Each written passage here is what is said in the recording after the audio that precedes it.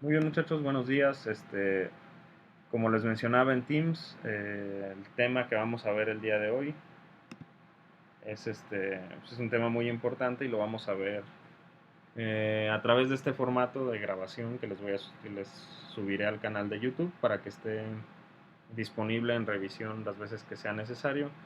Y el siguiente tema que sí necesita este, de nuestra presencia en vivo, pues lo vamos a analizar la próxima semana.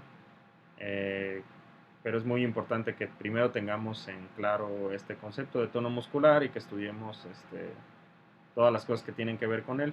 Aunque ustedes no se dediquen al paciente neurológico, es un concepto que ustedes van a estar revisando en toda su carrera y que van a tener que estar evaluando en la mayor parte de sus pacientes, directa o indirectamente. Y pues bueno, sobre todo si ustedes sí se dedican al paciente neurológico, pues va a ser una cuestión de todos los días analizar tono muscular. Es muy extraño que haya un paciente neurológico que no tenga alteración en el tono muscular, así que pues es muy necesario que comprendamos todos los conceptos alrededor de este tema del tono muscular. Yo espero que todo quede claro con esta clase y que ustedes puedan responder a la actividad que hay al final, que es la actividad de pase de lista. Vamos a iniciar con el concepto de tono muscular. El tono muscular se define como la contracción mínima en reposo que tiene el sistema muscular de un individuo. Esta contracción mínima en reposo precisamente o está dada por la participación de algunas estructuras del sistema nervioso que vamos a ver más adelante. Y es una contracción que está ocurriendo siempre. Nunca dejamos de tener tono muscular mientras estemos vivos, ¿sí? Si estamos vivos siempre vamos a tener tono muscular. ¿En qué magnitud? Pues ya va a depender de algunas características que también vamos a ver más adelante. Se define también por otros autores como la resistencia a la elongación o la resistencia al estiramiento, y de ahí se va a desprender un concepto muy importante que vamos a ver más adelante que tiene que ver con la velocidad de estiramiento, pero no nos vamos a adelantar. Yo siempre pongo, para ayudar a definir el tono muscular, pongo el ejemplo de un tacómetro. Precisamente el tacómetro es esta imagen que están viendo ustedes aquí. A la izquierda pues ven el indicador de las revoluciones por minuto, a la derecha el de la velocidad. Cuando ustedes encienden un coche, pues si no lo han puesto a avanzar, el de la velocidad debe quedarse en cero. Pero el de la izquierda, que es el de las revoluciones, aunque ustedes no estén pisando el acelerador, se dispara la aguja hasta los 500 o las 1000 revoluciones por minuto, depende del coche que sea. Y este grado de las revoluciones precisamente va a indicar qué tan preacelerado viene el coche. ¿Qué quiere decir? Que aunque ustedes no estén pisando un acelerador, este, el coche ya viene preacelerado por condiciones de fábrica. Pasa lo mismo con el tono muscular. Aunque ustedes no estén realizando una contracción, nuestro sistema muscular ya está precontraído por distintas circunstancias que vamos a analizar en un momento más, ¿sí? Entonces, este es el tono muscular, o esta es la definición de tono muscular. Muy importante tener todos los elementos. Es la contracción mínima en reposo y que ocurre basalmente o fisiológicamente. ¿Qué quiere decir basal o fisiológicamente? Que siempre está ocurriendo aunque no lo estemos ordenando voluntariamente. Es decir, el tono muscular no es una contracción voluntaria, sino es una contracción automática o fisiológica del sistema nervioso. Y bueno, este otro elemento que es también la resistencia al estiramiento o a la elongación, ¿sí? ¿Qué es lo que determina el tono muscular? Bueno, el tono muscular está determinado por muchos elementos, a los que menos importancia tienen, pero que algo de participación aportan al sistema nervioso, al concepto de tono, pues son algunas características propias de la musculatura. ¿Qué características? Perdón, ya me estoy adelantando. ¿Qué características propias de la musculatura? Pues bueno, si el individuo hace ejercicio, su alimentación, la cantidad de depósitos de colágeno, etcétera. Pero esto no es completamente determinante, es decir, yo no puedo tener un aumento del tono patológico por hacer mucho ejercicio, por tener mucho colágeno, y etcétera. Pero digamos que es un elemento que llega a influir. Dentro del tono normal, pues puede haber tono normal bajo, tono normal alto, pero eso no es importante en aspectos clínicos patológicos.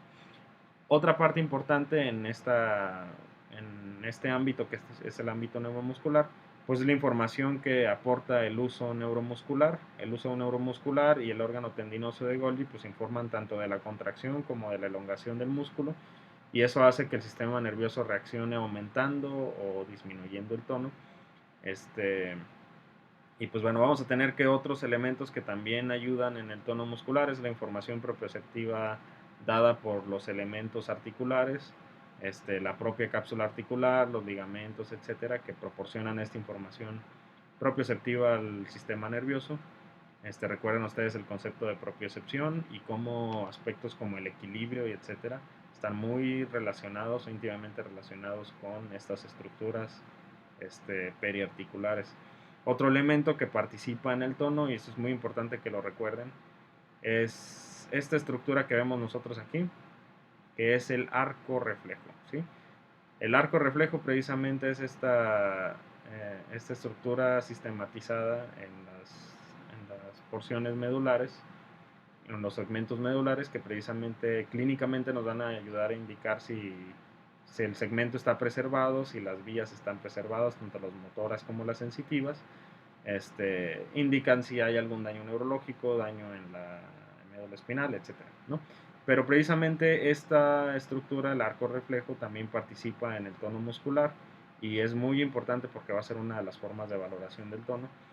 Pero principalmente la médula espinal y estructuras superiores jerárquicamente del sistema nervioso central son las que van a dar o las que van a determinar mayormente el tono muscular, ¿sí? Las estructuras superiores, como es la corteza cerebral, ganglios basales, son las que más participación van a tener en definir el tono muscular, pero van a participar más en su inhibición. El tono muscular en el sistema nervioso se encuentra mayormente inhibido, es decir, la mayor parte del sistema nervioso central se encarga de estar inhibiendo constantemente el tono muscular, ¿sí?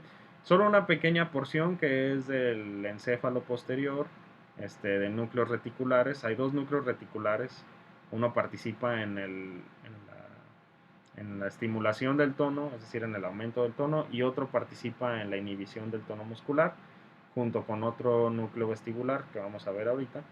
Pero precisamente estas estructuras, solamente estas estructuras participan en el aumento del tono. ¿Qué quiere decir? Que cuando hay daño en este nivel, por ejemplo en el cerebelo, vamos a tener una disminución del tono muscular o una hipotonía.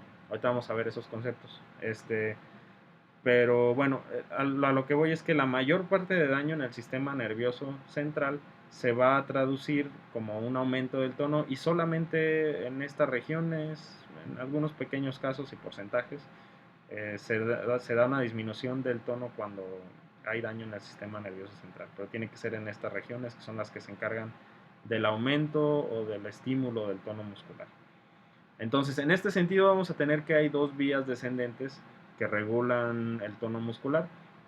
La primera es la vía córtico-retículo-espinal, se llama así porque es una vía que nace en la corteza, participa en un núcleo reticular y va hasta la médula espinal. Córtico, retículo, espinal. Y esta se encarga de la inhibición del tono muscular. Es una mayor parte la que se encarga, como les decía, de la inhibición del tono muscular.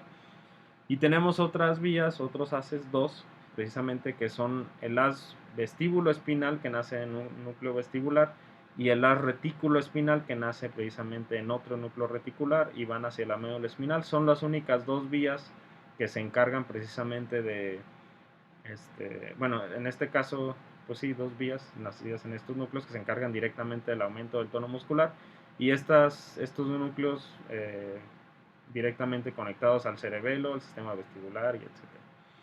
¿Qué quiere decir entonces? Que estas dos vías principalmente son las que nos van a inhibir o aumentar el tono muscular. En este sentido, pues tenemos esta estructura que seguramente ustedes han visto antes, que es la vía piramidal o la vía córtico-espinal, que se encarga de los movimientos voluntarios. Y esta vía córtico-espinal, precisamente cuando se daña, va a causar sí o sí un aumento del tono muscular. Este aumento del tono muscular precisamente está dado por daño en la vía piramidal o en la vía córtico-espinal. Hay otro daño que no es en la vía piramidal o en la vía córtico-espinal, que se denomina, perdón, daño en la vía o lesión en la vía extrapiramidal. En este sentido, también es un daño en el sistema nervioso central y también cursa con aumento del tono, pero precisamente el aumento del tono extrapiramidal va a tener otras características que vamos a estudiar un poco más adelante, ¿sí? ¿Cómo se valora el tono muscular? Pues bueno, la primera parte es la valoración mediante la textura. El tono muscular, como les decía, pues es la cantidad de contracción basal o contracción fisiológica que pues se llega a percibir. Cuando se percibe cuando se percibe normal, pues va a tener una textura suave sin llegar a la flacidez. Y dentro de esa suavidad pues también va a tener cierta consistencia, pues sí, una consistencia que no es patológica, ¿no? Cuando hay un aumento o una disminución, pues es bastante evidente y el aumento llega a percibirse como si la persona estuviera realizando una contracción máxima, pero la persona en realidad está en reposo, ¿sí? Ese es un aumento patológico que se mide mediante la textura. Es un valor de medición pues bastante subjetivo, no hay una forma objetiva de medir la textura, todo es eh, con la percepción del terapeuta, del clínico, del médico, ¿sí?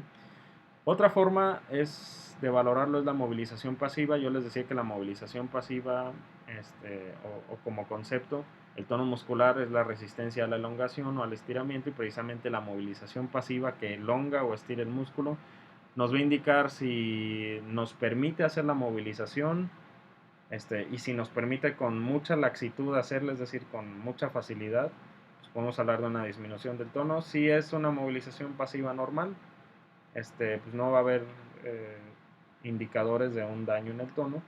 Y si no se permite hacer la movilidad o se realiza con mucha dificultad, pues vamos a hablar de un aumento del tono, ¿sí? Y otra forma de valorarlos es mediante los reflejos. Recuerden que diapositivas atrás yo les mencionaba que el arco reflejo participa en el tono muscular, por lo que los reflejos osteotendinosos, cuando el tono está aumentado, van a estar aumentados también, es decir, van a ser hiperreactivos. Y cuando el tono está disminuido, pues van a ser hiporreactivos o van a estar abolidos. En este sentido se denominan en ambos casos hiperreflexia cuando hay reflejos aumentados por el tono aumentado, e hiporreflexia cuando hay reflejos disminuidos o abolidos, arreflexia en este sentido de los reflejos abolidos, cuando el tono muscular está disminuido, ¿sí? Pues muy bien, voy a pausar un momento el video para que no se nos haga este, para que no se nos haga mucho tiempo, ¿sí? Los veo en un momentito.